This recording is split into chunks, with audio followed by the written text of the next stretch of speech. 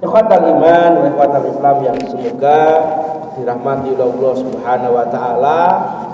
Kita lanjutkan auladuhu sallallahu alaihi wasallam. Anak-anak Rasulullah sallallahu alaihi wasallam. Ini hari kita bacakan ya tentang keluarga Nabi. Kadang-kadang kita ini dengan pemain bola apal ya. Dengan nama artis Korea ya apal ya.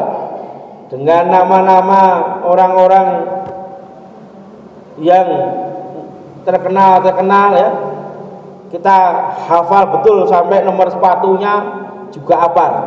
Tapi untuk mengenai pribadi Nabi kita nggak hafal. Keluarga Nabi kita tidak tahu. Padahal kita semboyannya ingin menjadikan Nabi sebagai qudwah hasanah, uswatun hasanah. Sebagai apa namanya, suri toladan. Maka mari kita mengenal ya Rasulullah Shallallahu Alaihi Wasallam, karena kita mengaku sebagai pengikut Rasulullah Shallallahu Alaihi Wasallam. Auladuhu Shallallahu Alaihi Wasallam, anak-anak beliau.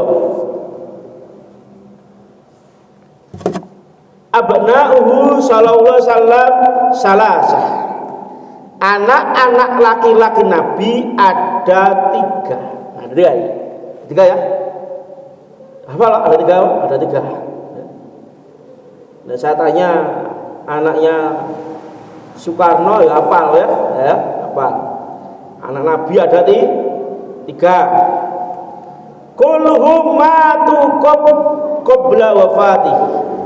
Dan semuanya meninggal ya sebelum wafatnya Nabi. Wahum, siapa mereka? Pertama Al-Qasim. Nah, maka Nabi disebut Abu Qasim. Itu nama lain Nabi ya.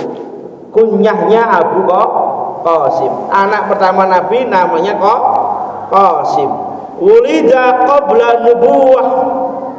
Beliau ini Qasim ini dilahirkan sebelum Nabi diangkat menjadi Nabi. Berarti sebelum usia 40 tahun ya. Wa asa sanataini, hidupnya cuma 2 tahun. Yang kedua anak Nabi namanya Ibrahim ya. Ini dari kalau Qasim itu dari istri yang bernama Khadijah. Yang kedua namanya Ibrahim. Wulida fi sanati saminah minal hijrah. Dilahirkan pada tahun 8 Hijriyah. Berarti apa? Nabi usianya 60 tahun punya anak laki-laki. Dari budak wanita beliau namanya Maryah Al-Qibtiyah. Hadiah dari Raja Mesir yang namanya Mauqis ya. Raja Mesir memberikan hadiah 2 orang wanita. Salah satunya budak itu namanya Maryah Al-Qibtiyah. Dulu di zaman Islam ya, budak itu kalau dicampuri tuannya melahirkan anak disebut setelah fikih namanya ummu walad. Dia merdeka karena mengandung anak tuannya. Wa ma malakat aimanihim. Anda baca di dalam surat apa namanya? Surat Al-Mu'minun ya. Qad aflahal mu'minun ya. Alladzina hum fi shalatihim khashi'un. Walladzina hum 'anil lahwi muridun. Walladzina hum li amanatihim wa ahdihim ra'un. Jadi ada wa ma malakat aimanuhum. Jadi kita boleh apa namanya? Dihalalkan untuk mencampuri budak-budak yang kita miliki. Tapi sekarang sudah tidak ada. Karena pembantu itu bukan budak ya, bukan budak ya. Sekarang tidak ada. Karena budak itu dulu didapatkan karena terjadinya peperangan. Nanti buka ya surat apa? Surat Al-Mu'minun tentang masalah budak. Yang itu ada sebelum datangnya Islam. Kita Kita lanjutkan. Abdullah, anak yang ketiga Abdullah. Wulida qabla nubuwah wa mata shaghiran. Lahir sebelum Nabi mendapatkan wahyu. Berarti sebelum usia 40 tahun. Dan meninggal tatkala kecil. Dan sama ibunya adalah Khadijah. Istri Nabi satu-satunya yang Nabi punya anak cuma Khadijah binti Khuwailid. Wa banatuhu arba'un. Sedangkan anak perempuan Nabi ada 4. Ada 4 ya. Hunna. Siapa mereka? Pertama Zainab. Nah, ini anaknya Zainab ya. Wa qad adrakatil Islam. Ya, dan sungguh dia telah mengetahui, telah masuk Islam. Wa adrakatil Islama wa aslamat. Yang kedua wa Ruqayyah. Yang ketiga namanya Ummu Kulsum. Zainab menikah dengan Abu As ya. Sedangkan Ruqayyah dan Ummu Kulsum menikah dengan anaknya Abu Lahab, yaitu Utbah. Ruqayyah menikah dengan Utbah, sedangkan Ummu Kulsum menikah dengan Utaibah. Tapi karena Abu Lahab tidak masuk Islam, Abu Lahab marah, memerintahkan anak-anaknya untuk menceraikan istri-istrinya. Tatkala menjadi janda, menikahlah Ruqayyah dengan Utsman bin Affan. Tatkala Ruqayyah meninggal, Nabi menikahkan Utsman dengan Ummu Kulsum. Tatkala Ummu Kulsum meninggal, Nabi mengatakan kalau seandainya saya masih punya anak perempuan, akan saya nikahkan dengan Utsman. Maka Utsman ini mendapatkan gelar Dzunuraini, orang yang memiliki dua cahaya,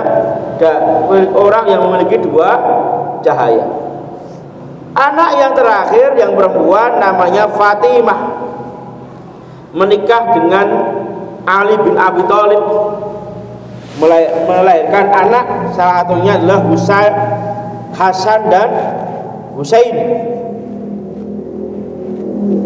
Kalau orang Indonesia mengatakan keturunan Husain Hasan itu namanya Sayyid ya. Yang perempuan namanya Sayyidah. Kalau dari darah Husain namanya adalah Syarif, yang perempuan namanya Syarifah ya, ini kalau dari darah Husain. Dari darah Husain. Kalau dari darah Hasan namanya Sayyid Abdul Qadir Jailani Al-Hasan ya. Kalau Anda melihat Syekh Abdul Qadir Jailani itu gelarnya adalah Sayyid, karena di dalam tubuh beliau mengalir darahnya Hasan radhiyallahu anhu ya, cucu Rasulullah sallallahu alaihi wasallam. Kalau ibunya mengalir darah Husain. Nah, kalau darahnya Husain di belakangnya disebut Al-Husaini. Kalau dari darah Hasan maka namanya Al-Hasani. Itu orang Arab Pak. Orang Arab itu Masya Allah, orang Arab itu tahu betul nasabnya. Sampai di Indonesia itu ada lembaga khusus mengkaji keturunan Nabi, namanya Robitoh Al-Alawiyah yang ada di Kalimantan. Itu adalah lembaga mengkaji betul-betul, mengkaji apakah betul dia ini keturunan Nabi atau tidak, baik dari jalur Husain atau jalur Hasan, sehingga nasab orang Arab ini terjaga Pak. Padahal nasab itu penting Pak. Penting untuk apa? Untuk kita mengetahui potensi diri kita. Kita itu keturunan siapa? Nah, orang tua kita dulu seorang pedagang, gampang ya orang itu diarahkan menjadi seorang pedagang. Kenapa? Mengalir dalam darahnya keahlian berdagang. Kalau dulu orang-orang tuanya orang alim ulama ya, orang kiai ya, mengalir dalam darahnya seorang kiai, mudah diarahkan untuk menjadi orang yang alim. Begitu pula darah orang-orang tuanya dulu, mbah-mbahnya dulu seorang dermawan ya, maka mudah dia ini diarahkan menjadi orang yang dermawan. Maka nasab dan hasab itu cara untuk mengetahui potensi diri kita. Nasab itu karena keturunan, kalau hasab itu adalah buah karya keluarga. Apa buah karya keluarga kita? Mari jangan cari, itu PR, Pak.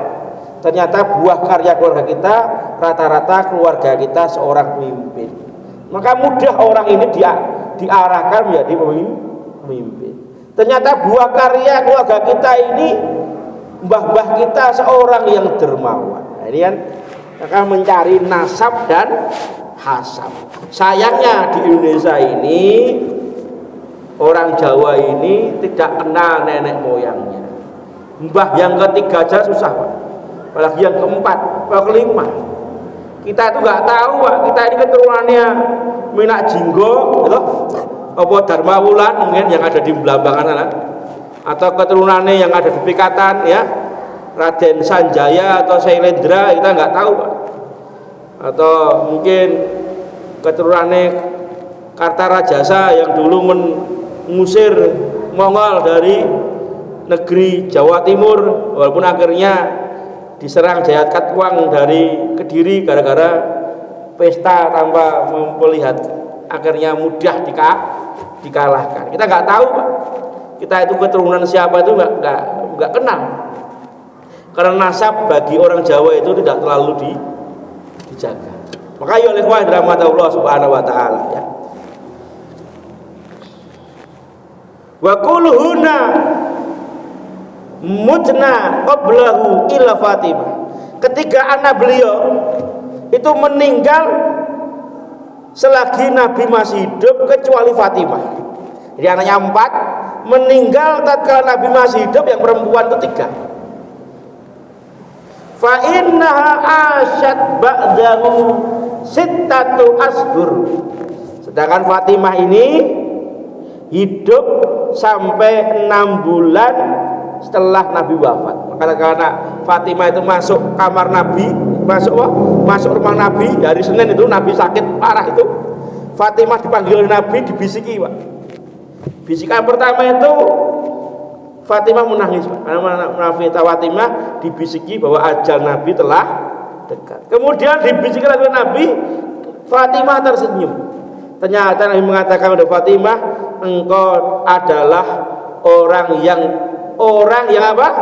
Pertama kali menyusulku dari kalangan ahlul baitku, yaitu Fatimah binti Muhammad sallallahu alaihi wasallam.